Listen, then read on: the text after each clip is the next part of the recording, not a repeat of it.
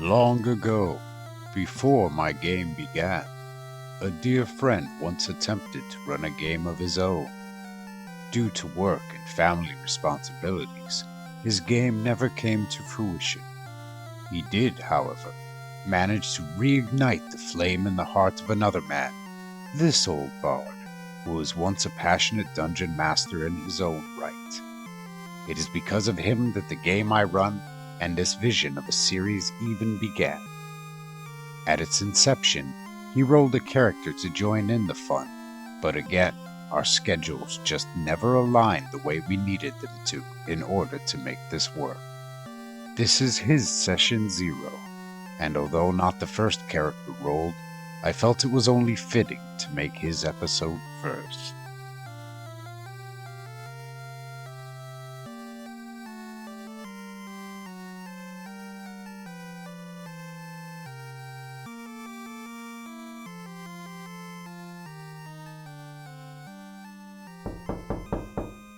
Come on in.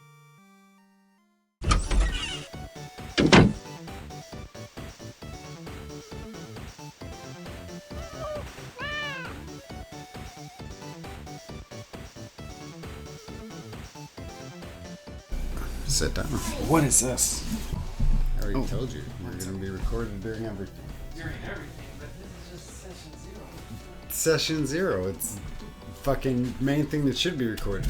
Hilariously, I made D redo his roles in front of me because I was like, A, I need evidence, and B, I'm recording everyone's session 0s, and he did way better than he did on his own by himself. Awesome.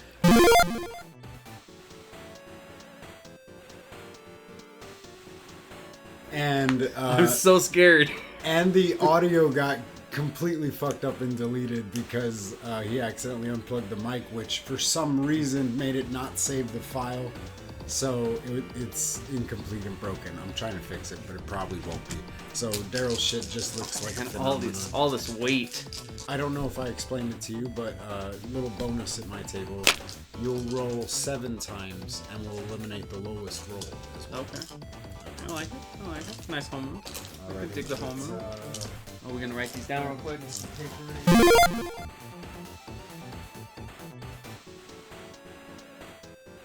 Alright. Daryl's lowest was a 13. I was like, that's great. 4 14s. As long as you got a +1, you're doing fine.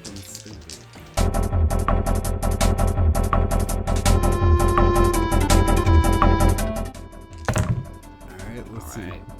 That's so eliminate the 2. 9, 12. 12.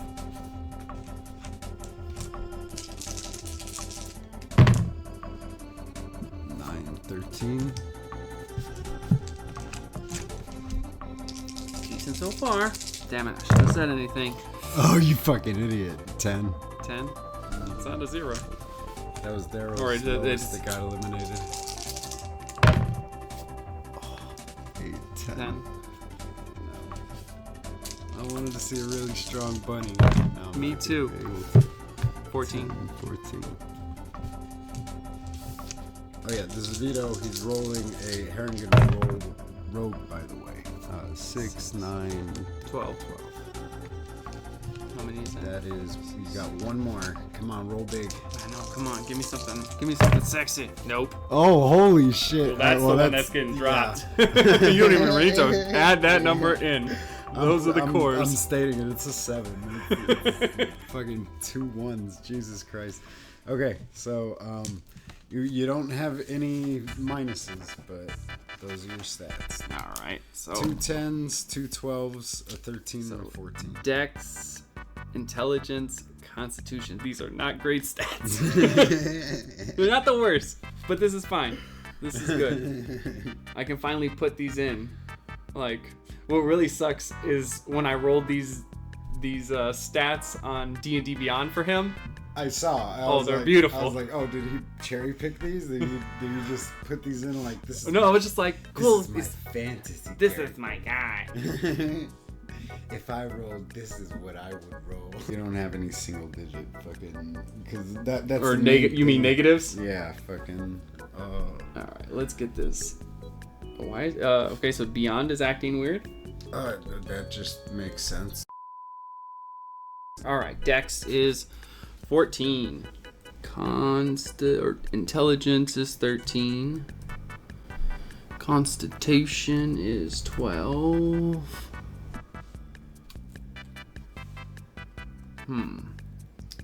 Do I go Wisdom 12? Strength 12. Have you thought about any like subclasses or anything that you might take? You mean like a multi-class potential? Yeah. I'm thinking if I do, it's either gotta, if I go the fighter route, it would have to be Echo Knight. That it would be hilarious if you went the fighter route, only because when Martin came in, I told him that our party so far has a bard, a rogue, and a druid, so we're pretty squishy. And he was like, damn it, I was gonna play a rogue too. He's like, that's fine, I'll start as a fighter and then go into rogue. So if you started as a rogue and went fighter, it would be a funny way of balancing. Do you play the optional ability scores, or you race? Race. Your race? Yeah. So, okay. Just wanted to make sure. Because this is a racist table. This is a racist table? Alright, I just want to make sure. Alright, so we're going to talk about this feat, or no? If you want to, sure. I mean, what you call it? The reason I'm even like interested in it is because I know I'm not going to get, as a half-caster, I'm not going to get a lot of spells. Right. And I don't know how long he'll even last, if he will even get to any of those I mean, what do I think when I read it? I think the highest spell level I can achieve is like a 4th level spell or something like that. So I'm not going to get a crazy amount of spells. Right. I figured taking the feat will just give me Misty Step in my repertoire, which it was going to be in my repertoire anyway, without me having to choose it. Right, I get you there. I just wanted to know what the second one is. Oh, yes. That the same. I'm leaning towards Dissonant Whispers, because then it just gives me an attack. Attack spell. But now, like, seeing that this is what I was worried about with all the spells that were in the list, is because I'm going to have a lower, I can probably see what my spell save DC is now. Because of my stats, I've been curious as what it was going to land at. Mm-hmm. But passing my spell save DC would probably be easy for most things we'd be up against. Being a half caster, why can't I just see go to the actual app and open up Sgub. Yes, part of me wishes I hadn't made the character before, because there's a huge significant stat difference. I was like, ugh, but my initiative was +7 before. Because my dex was so much higher. I got your character sheet up if that's what you're looking for. Can you see what my spell save DC is? Or probably isn't going to give me a spell save DC because... Oh, wait, duh. I see what the problem is. I see what the fucking problem is. I got it. You have +5 initiative? Yeah, because my dex is +3. Yeah, I'm just don't cry too much. No. But those 2 extra points also pumped into my armor class, which pushed my armor class up to 16 or something. Yeah, because it's at 14 now. I was like, I'm not as squishy. Okay, that's what it was. I had bless in there from when I was looking at the spell. So it was not showing me a spell save DC for it, because there is no spell save DC for bless. It's something I would cast on my party. Your party has to roll to see if they accidentally dodge it. A 12, I think, is the DC that something would have to pass. So it's not as reliable, but maybe as I get higher in level and boost my intelligence, I can oh, wait, no, it's wisdom. Man, wisdom's not a dumb stat. I'm fine with sitting on dissonant, even though it's... I don't know, I feel like command is fun, but it's the same. I run into the same problem with command. You have to pass I think it's a charisma saving or wisdom saving throw, so that's another 12. But I didn't know what Dissonant Whispers was, so I'm looking it up. Yeah. Say Whisper the creature of choice within your range, and it gives it terrible pain. The target must make a wisdom saving throw. On a failed save, it takes 3d6 psychic damage and must immediately use its reaction, if available, to move as far as its speed allows away from you. The creature doesn't move into obviously dangerous ground. On a successful save, the target takes half as much damage and doesn't have to move away. A deafened creature automatically succeeds on the save. When you cast this spell using a spell slot of second level or higher, the damage increases by 1d6 for each slot. I was gonna just like keep this close to the chest, but I feel like it makes sense. This character, if you haven't already picked up, is Bugs Bunny. I literally have not looked at anybody's character sheets. Like, no, I mean, he is just Bugs Bunny. I feel like if Bugs Bunny was a class, he'd be an arcane trickster. So the spells I'm going to be choosing are going to be very like, they're going to have a vocal component. You know, like command was on that list because of the flavor I want to bring to the character. Understood. Okay, so it's a lot of smart assery. Yeah. Yep. I think one of the spells I'll have access to later on, Vicious Mockery, I think, or Silvery Barbs, like things like that. I'm gonna play into him being Bugs Bunny is the idea. Cool. Alright. And then Sgub. Alright. Yeah, alright. Sgub Ynnub. This whole time. Okay. I literally, every time you said that, was just like, that's okay. Its fucking name. Sgub Ynnub. Son of a bitch. Now I feel stupid. Oh, I'm just glad that's recorded. So no. Why? You could delete it. No. Okay, so where was Sylvan. Thieves can't. I'm just looking over your shit. Oh, I think I get 2 races from, or 2. Yeah. Languages. I picked Sylvan because I figured if I'm from the Feywild, It makes sense. That's what's there. Speak it. Yep. And Thieves Cant's just what I get from being a rogue. Yep. Yeah, this all looks okay. Looks good. Yeah, I don't think that I picked, I think, just the urchin background, if I'm not mistaken, because I didn't know what to choose and it felt the most like it fit the character. Yeah.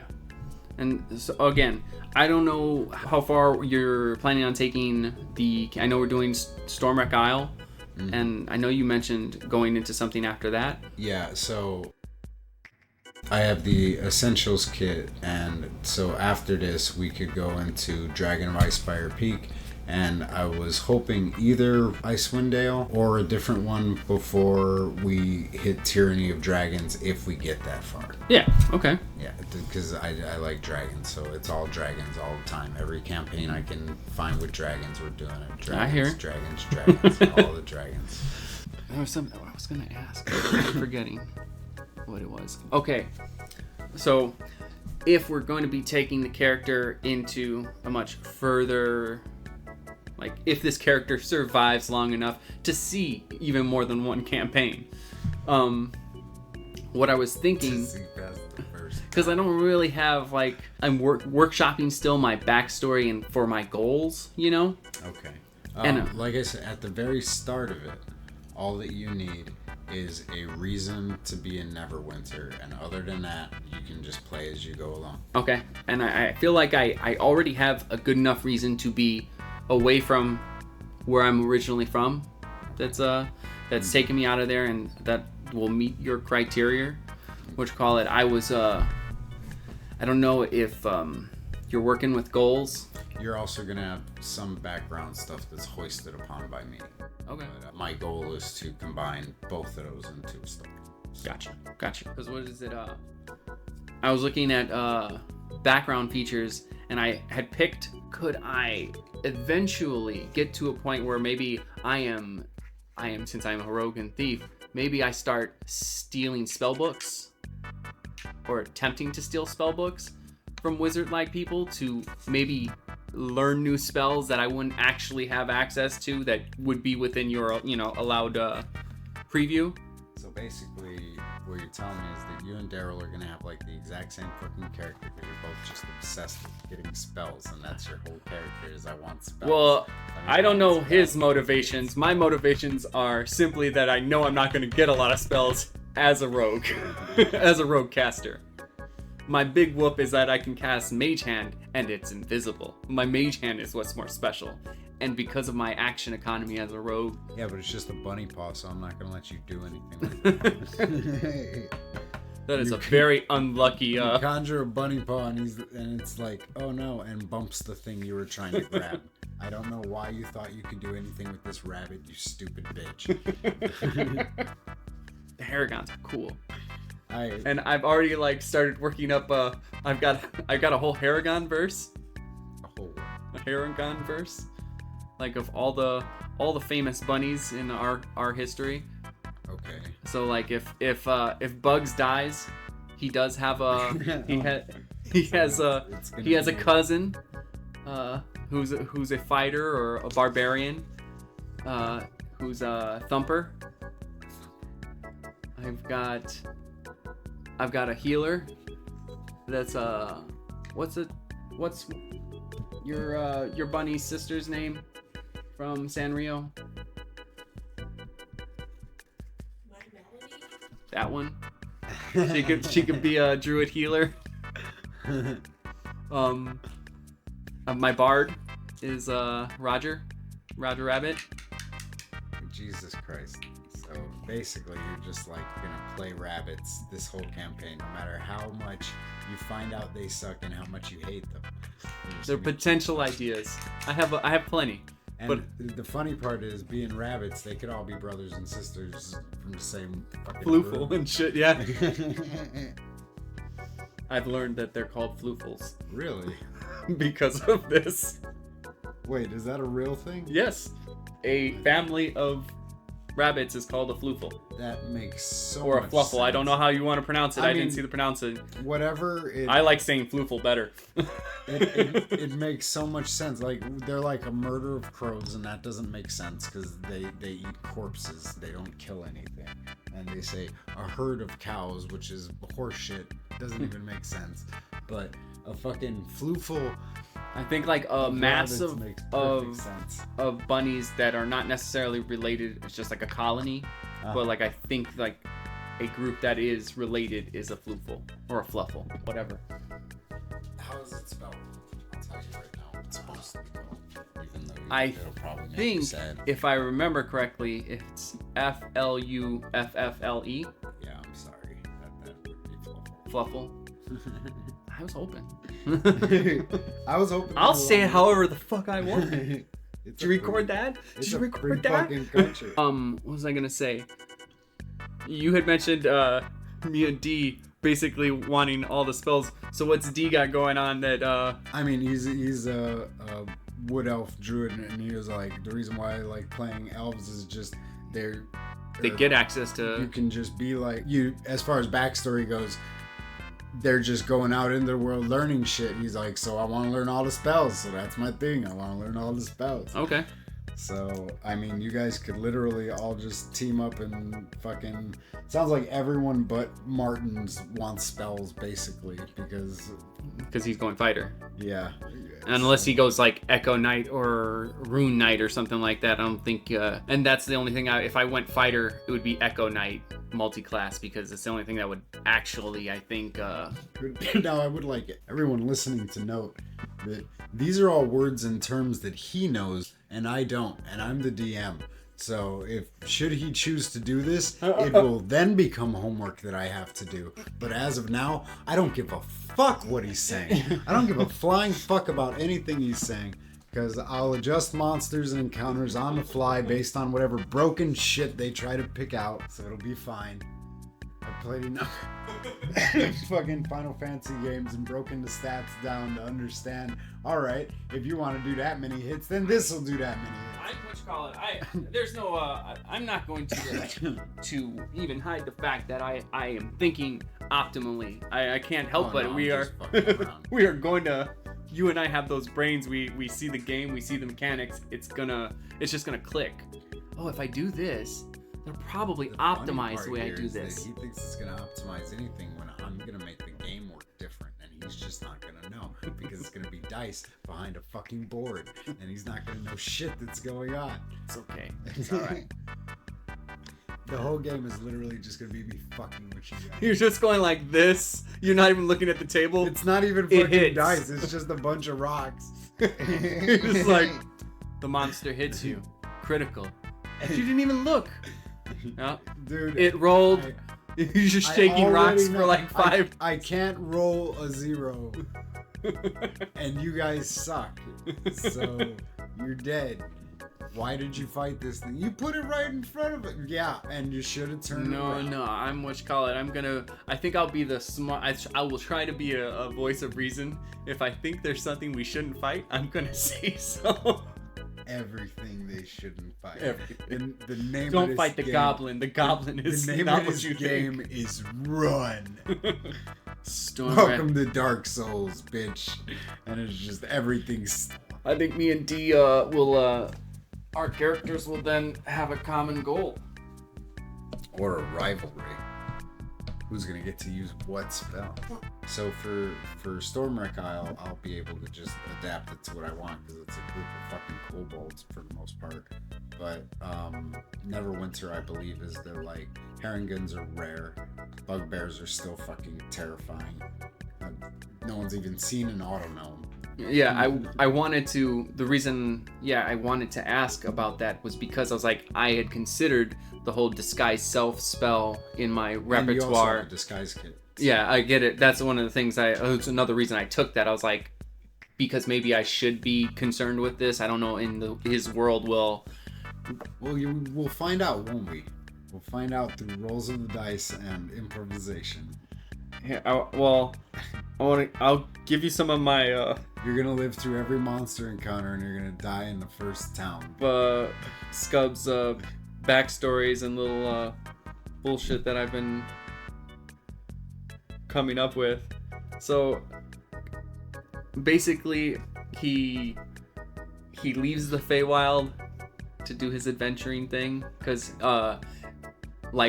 it's common amongst the Harengon where you get to a certain age and wanderlust hits you.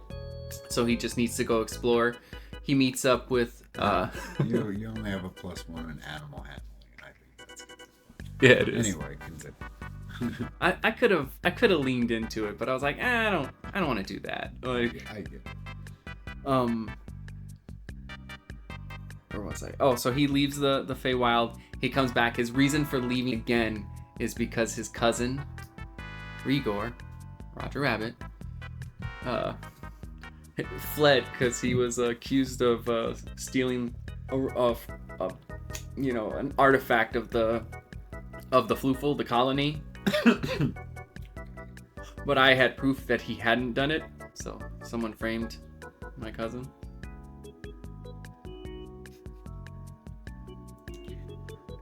The saddest part is that Rigor Tabar. Until you said fucking Somebody framed him. Until you said somebody framed him, it didn't fucking click for me, and I feel like such a fucking moron. So I've gone into the Vito, I don't think you're allowed to play this game. So that's why I've left the Feywild. I'm looking for my cousin. Okay, alright, cool. Okay, well then that's as easy as just saying that Neverwinter's a good place to learn. Lots of information. There's reason for you to have that.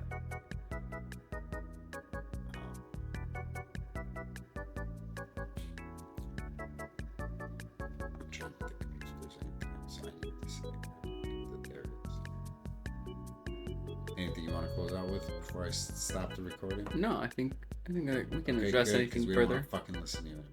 It only came to my realization now that I'm editing this video that Vito never vocally stated where he plugged the rest of his roles in. No matter, I'll do that right now. And so the character of Sgub Ynnub was born. Let's take a look up close.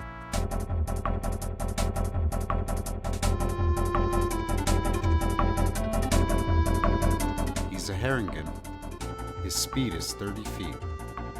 His racial bonuses begin with a +2 and +1 to any scores of his choice, for which he chose dexterity and intelligence respectively. He can speak Sylvan. He's medium in size, around the height of your average human. He has hair trigger, which adds his proficiency bonus to his initiative. His Leoprine senses give him proficiency in the perception skill. He has lucky footwork, which allows him to react to a failed dex throw by rolling a d4 and adding the result to his roll, possibly succeeding where he'd otherwise fail. His rabbit hop allows him to, as a bonus action, jump 10 feet away without provoking attack of opportunity. He can do this twice per long rest. His background is that of an urchin. This gives him skill proficiencies in sleight of hand and stealth. It also gives him proficiency in disguise kits and thieves' tools. It equips him with a small knife, a map of the city he grew up in, a pet mouse, which I can't believe we didn't talk about, a token to remember his parents by, which I'm guessing in this case is how he has a set of alchemist supplies out of nowhere, a set of commoner's clothes, and 10 GP. The urchin's feature is city streets, which allows him or any party he's leading to travel between any in-city locations twice as fast while outside of combat. He is a rogue. His hit points are determined by adding 8 to his constitution modifier, in this case giving him 9 HP.